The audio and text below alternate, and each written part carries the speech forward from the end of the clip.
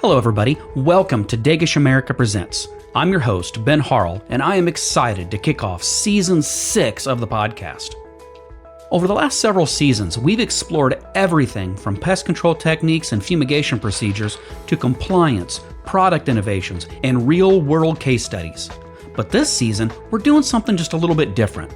We're focusing on what drives all of those things to succeed: leadership. And where better to begin than the foundation of every successful fumigation operation: safety. So, in episode 1, we're talking about what it means to lead with safety first. Not just by following rules, but by building a workplace culture that prioritizes safety through accountability, training, and example setting. When safety becomes part of the mindset, something every team member owns, you see fewer incidents, stronger teams, and better results for everyone. And to help us kick off the season the right way, I've invited Sean Wilson, Specialty Business Director at Dagish America, to join me. Sean brings valuable insight on how leadership can create lasting behavioral change. So, let's dive in, and please help me welcome Sean to the podcast. Sean, how you doing today? I'm doing great, Ben. How are you? I'm doing terrific. I know you've been a guest on the podcast before, but it's been a while, and I think some things have changed for you since the last time you were on the podcast. So I just kind of wanted to start out by giving you an opportunity to kind of introduce yourself to the podcast audience and let them know a little bit about yourself. Oh, okay. Well, yeah, you're right, Ben. I think the last time that you and I spoke, trying to remember when that was, but it's been a little while. But I'm glad to see that you've made several seasons since then on this podcast. So great job, I got to say, for sure. So a little bit about me. Well, you know, it goes back 31 years. I can't believe it's been 31 years already. And I came from after college not knowing what to do with my life, like most do in, you know, our lives. And I kind of took job to job, and back then I was in construction, did some things with construction and stuff like that. And then I thought, well, you know, I'd like to get in more of a factory world. And I took a job with a corn processing facility and worked several years until a contractual dispute, lost my job. Thought, what am I going to do? I've got family, everything, raising a family at the time. And luckily, I had a pest control service company that came in while I was doing some maintenance for some hotel work or hotel industry.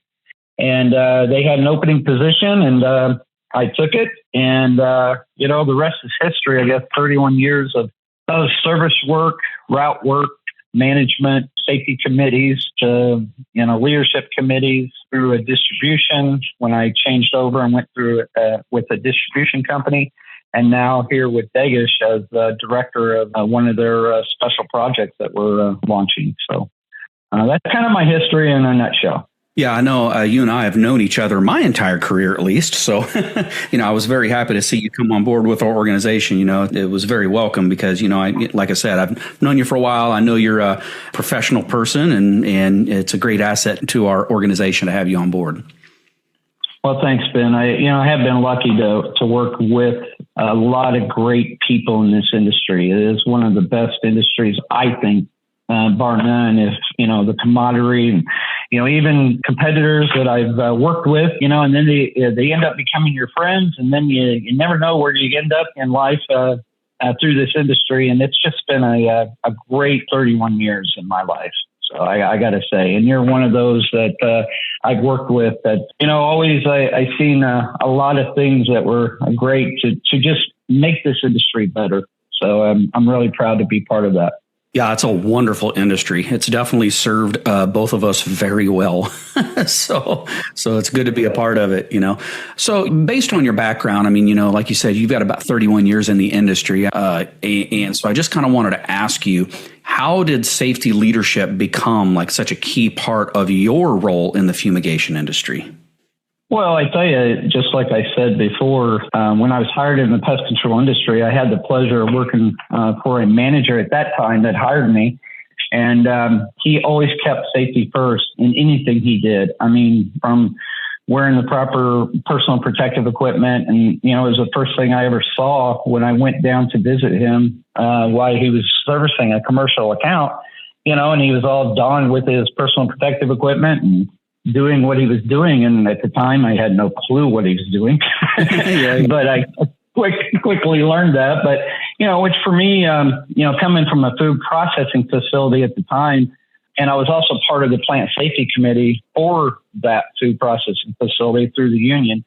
But it just made me feel real comfortable that, okay, that I'm hiring into a company that it looks like to me that they're well trained, well prepared, have what is needed, and, what do you use on a day-to-day basis? So as I worked for that company for 15 years, I felt like it was my duty to pay back to others when I was the manager or when I was in some type of leading role as part of the leadership. And I trained, at the time, new hires and, from the new technicians that were coming on. And then I became a global technical support manager through another department through the company. So I was always able to provide that, I guess, that function, that leadership, because I'd been there, I did that. And so I was teaching others at the same time. And that's what was really launched me into always thinking about that as I moved through all of the organizations I worked for and positions that I held. Yeah, and you really keyed in on something there that's pretty important, which is kind of the been there, done that thing, and I think that's really important. I mean, if you worked with a manager who led with safety and was, kind of boots on the ground and practicing all of the things that keep you safe in our day-to-day operations, and then you then followed in their footsteps, and then you as a leader set the example by following the safety guidelines. Again, that's so important as a leader. So I wanted to ask you, I mean, what does leading with safety first, being the person, what's that look like in the day-to-day operations? Well, I think with any industry or job that, one performs, a simple overview of what kind of risk might be out there during your daily operations is always a good way to start. For example, if your role is to drive from customer to customer, and then the first thing one would think that would be the most important would be the defensive driving, which it probably is. But the next would be safety around you. What area are you traveling into? Are you traveling at night? Out here in the country where I live, as you know, I have deer that just pop up anytime, everywhere, all around you. And, you never know what you're going to run into, right? And so are you in a residential area? Well, what's that residential area look like? Try to always think about those outside things of your day-to-day operations. Are you in a factory? Factories carry with them a lot of different potential safety risk, and you have to really understand if a motor, a sifter, a auger is in running, there's all kinds of safety issues that you need to be aware of as you work through those day-to-day operations. And then just in our daily life, I think for me, waking up in the morning, and it gets harder every day for me, but when getting out of bed, you don't just jump out of bed. In my case, I sit up, I make sure that I don't step on my dog or bang my knee on something, So, those are things from a daily life. And I guess that what I'm trying to say is that if you're doing a routine of some sort, you're subconsciously, thinking about safety because it becomes part of your life.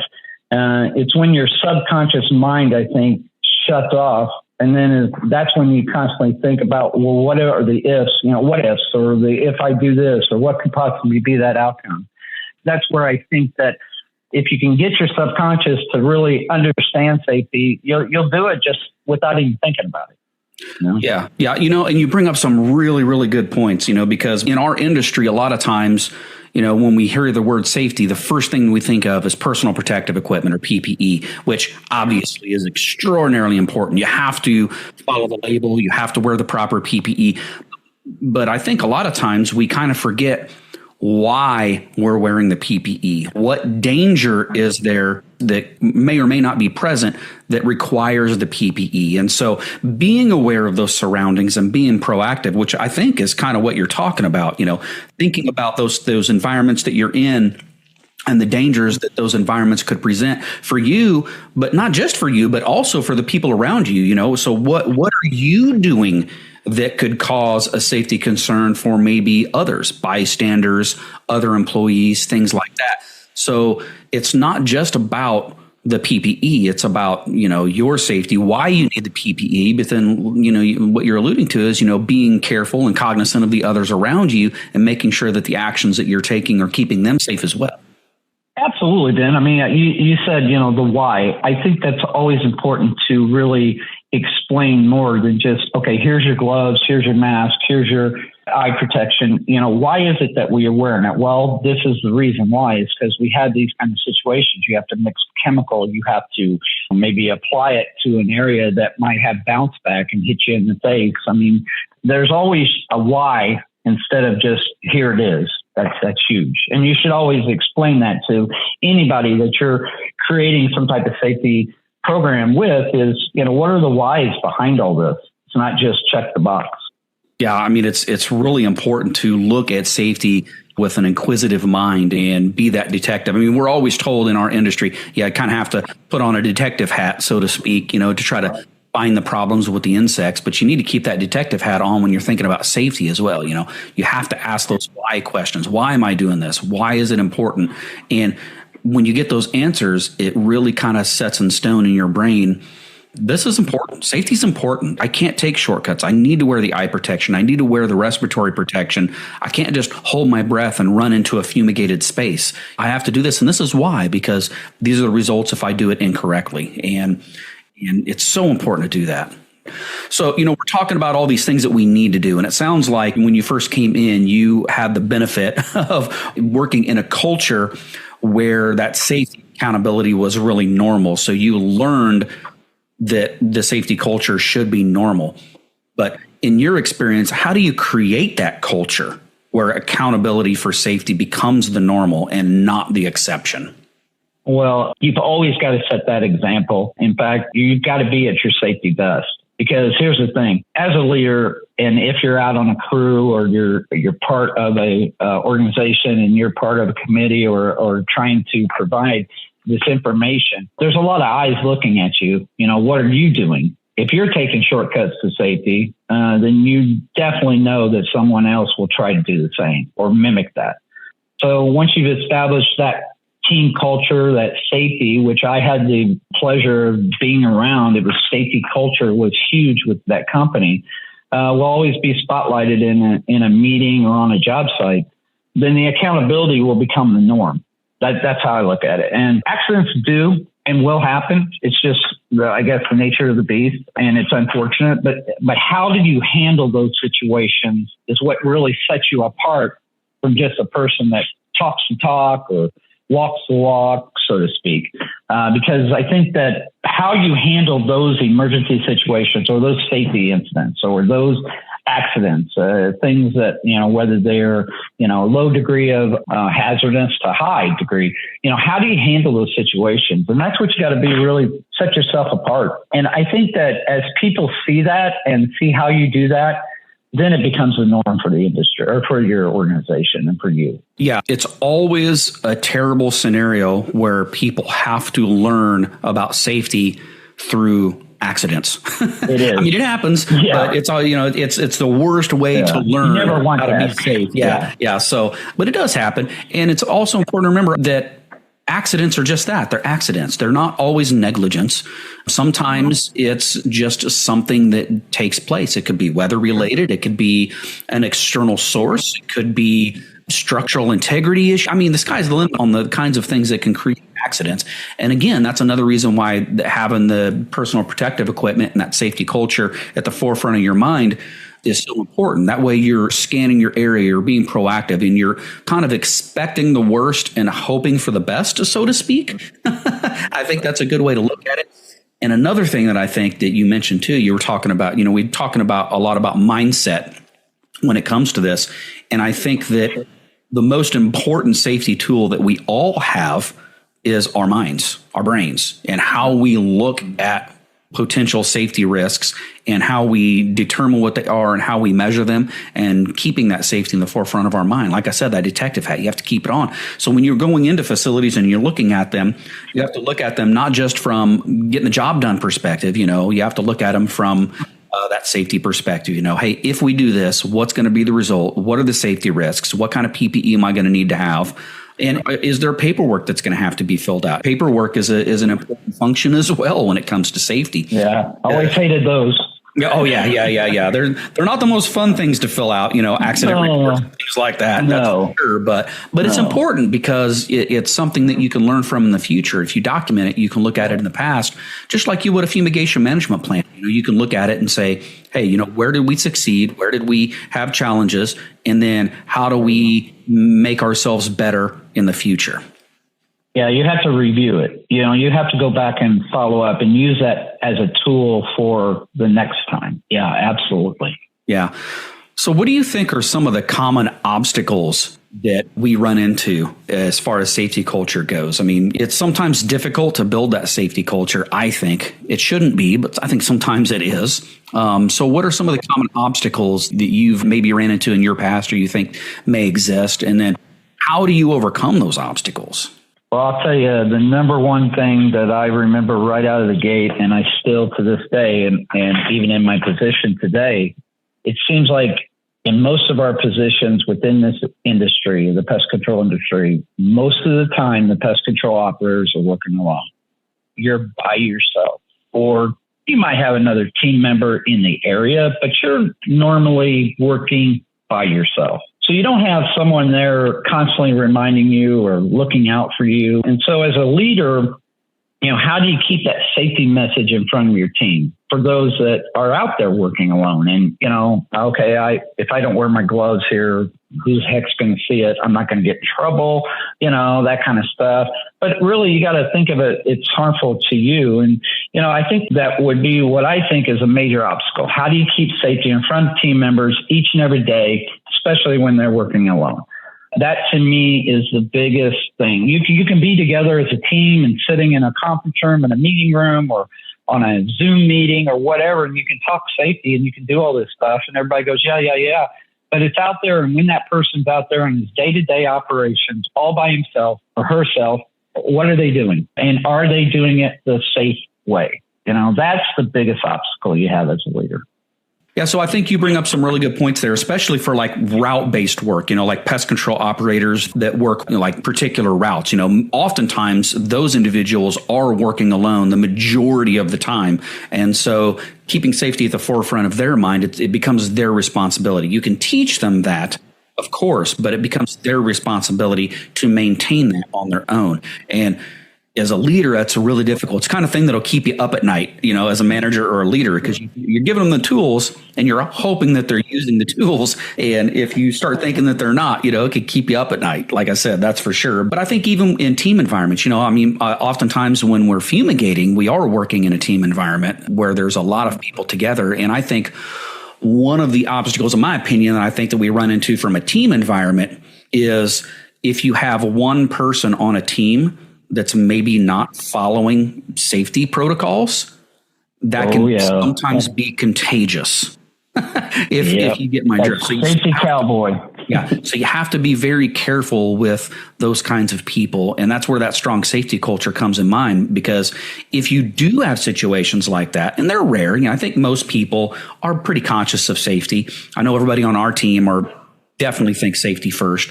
But if you do have people that are maybe wanting to take shortcuts or are trying to look for ways to go around things in order to get things done faster, you have to be able to nip that in the bud, and you have to be able to segregate that individual. You can't do this, and here's why. It's dangerous. You have to follow the rules. You have to follow the policies. And if you explain it to them, generally what I've had in my experience is once they understand the why, like we keep going back to the why of it, then they get right on board. They're like, oh, I didn't realize, the danger that I was posing, not just to myself, but to possibly other teammates and then maybe bystanders. I'll be more safe in the future. I mean, we have all of our protocols and policies and procedures as fumigators. We have all of that stuff in place for a reason. It's not because people have looked at a job and thought, what's the most complex and difficult way that I can make this happen? That's never the case. We always want to go into a job thinking about time economy and labor economy and things like that, trying to make things run as fast as possible, but as safe as possible. And so if we have policies and procedures and protocols in place as fumigators, they're there for a reason, and everybody you have to explain to your team members why it is the way that it is, and then they always get on board.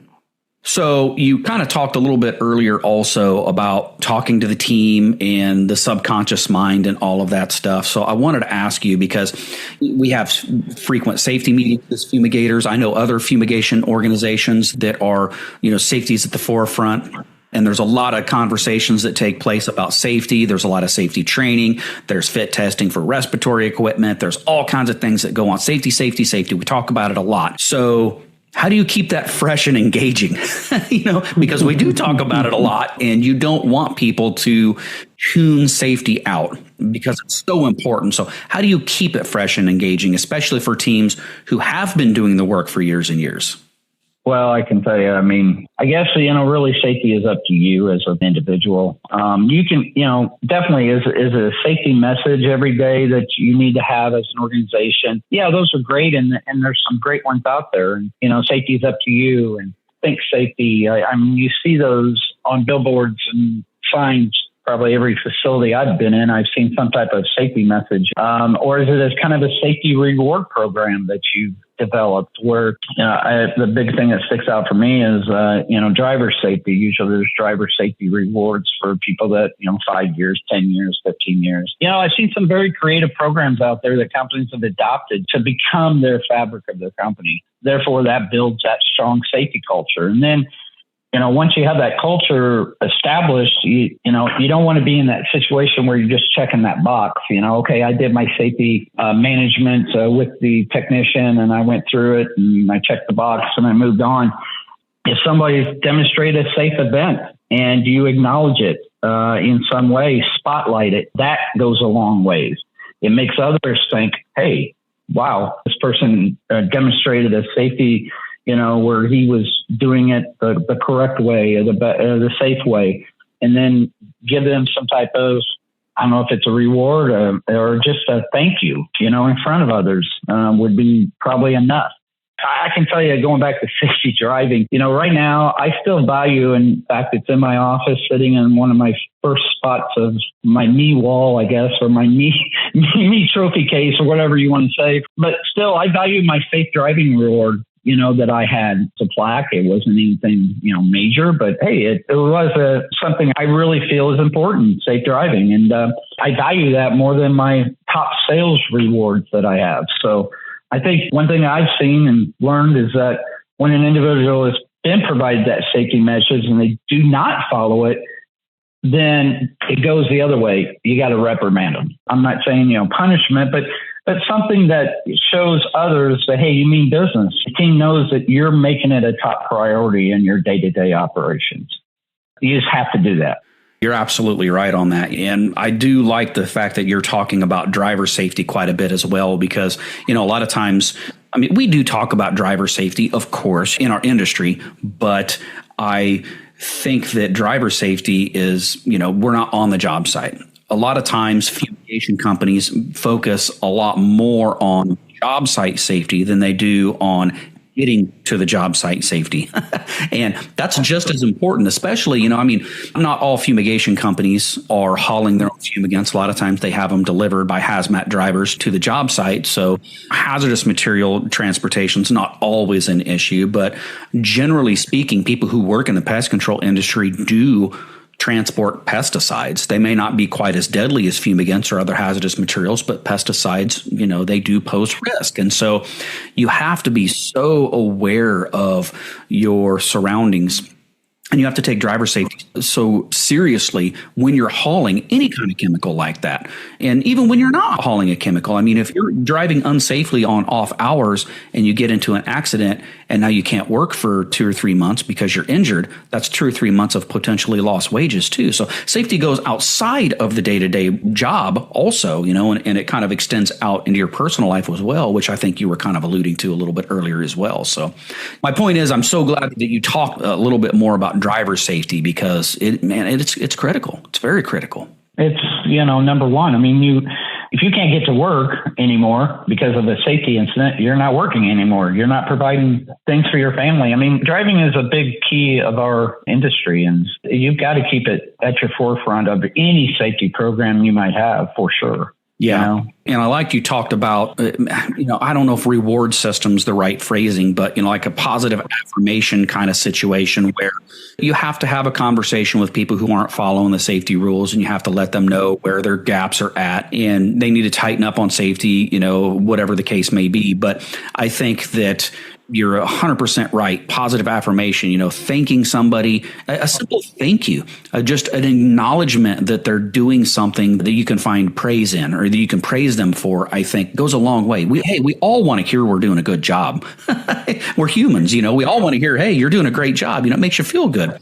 And I know me personally, if somebody tells me, hey, that was a really good job that you did on this particular whatever, whether it's safety related or otherwise, it makes me want to do a good job the next time. And then the next time, and then the next time, Yeah, we're all human, Yeah, exactly. Sure. And it's a snowball effect too. So if you have a lot of people on a team who don't follow safety protocols, they're not only are they not doing it, but other people that come onto that team are going to start adopting that habit. If you have strong leaders on your team that are doing things the correct way, that also is contagious, and you will teach younger people or newer people when they come onto your team, hey, this is the way that it needs to be done. So all of that stuff is contagious. Bad habits are contagious, just as much as good habits are contagious. So you want to make sure that you have those people on your team that do things the right way and do. And don't be, and not to interrupt you, but don't be afraid to make it a point right there. If you see it, say something. It is very important at that time.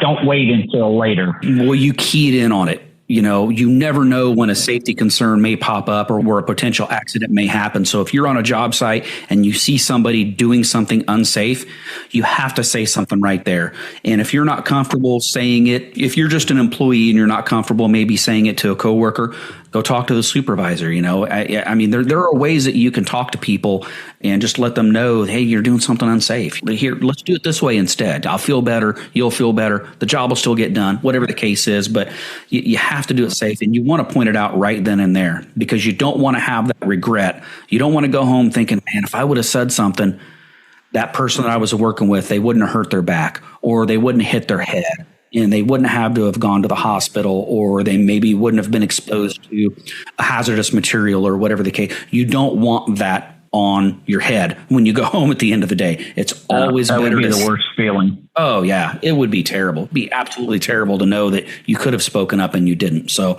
when you have the opportunity to speak up, please speak up. Absolutely. So I only have one question left for you, Sean, and I always ask kind of a version of this question for everybody that I have on the podcast. What advice would you give to a new supervisor or manager who wants to make safety their top leadership priority? Yeah, I tell you, I developed safety programs. I remember as a district manager at the time, and I was like, well, what's going to stick? What's going to work? And one thing you can't do is give up. You got to stay persistent, stay focused in what you're trying to do. And I think I found value, and you definitely are one of those individuals. I remember providing information to you. You helped me develop, and, as a team member, keep them involved in your safety program. Let them help you work that program. Let them share their ideas and then try to create something around those ideas and needs. And then be that director of safety, a safety director, and not be a dictator. I think where I see a lot of safety programs fail is when people not only, checking the box and just doing it because I have to and that kind of thing, but maybe they're just being too forceful. Sometimes even find myself as a trainer. I've done a lot of stewardship trainings. You have too, for different types of products. And sometimes you sit up there and you're going through the label and the SDS and you're explaining products and you feel like a dictator. I'm dictating, hey, don't do this, don't do that, don't do this, don't do that, and you can't be that person. You've got to, like we said minutes ago, is, why, you got to provide other information or give them examples, or, I'm not saying do a bunch of stories and, say, this is what happened on this job site, but I'm just saying, try not to be that dictator of safety, because that's not going to go anywhere. People are going to have resentment. They're only going to say, we're just doing this because we have to. This person is just being too forceful and wants to get me in trouble and that kind of thing. You've got to really try to encompass everyone and try to be a director of it. I think you'll have a lot of success. I truly believe that. Yeah, I mean, you keyed in on so many good points, but one in particular that I really liked was, you said that safety is kind of and I'm paraphrasing here, but safety is kind of a group effort. It's a team effort. So you can't be the person that just barks orders at your team when it comes to safety. You have to involve them. You have to bring them into the fold, and you have to take in their advice, take in their opinions, have those conversations, make them feel comfortable about coming to you with safety concerns. And then if you do that, now it's become a group endeavor and not just a management endeavor. Now everybody wants to keep everybody safe. I mean, the goal at the end of the day is to go home healthy to your family. That's correct. Yep. Think about it every day. Yeah. Well, hey, Sean, thanks a lot for your time today, buddy. I really appreciate it. And man, some great insight on an extremely important topic to our industry. So thank you. I appreciate it. You're welcome, my friend. Take care and be safe. Sounds good. Thanks. All right. Take care. Bye-bye. I want to extend a special thanks to Sean for joining us and helping us launch this season with such a powerful message. Leadership isn't just about directing work. It's also about creating an environment where everyone takes ownership, especially when it comes to safety. In our next episode, we'll shift gears and explore another leadership challenge: managing your time effectively in a high-pressure, deadline-driven industry like ours.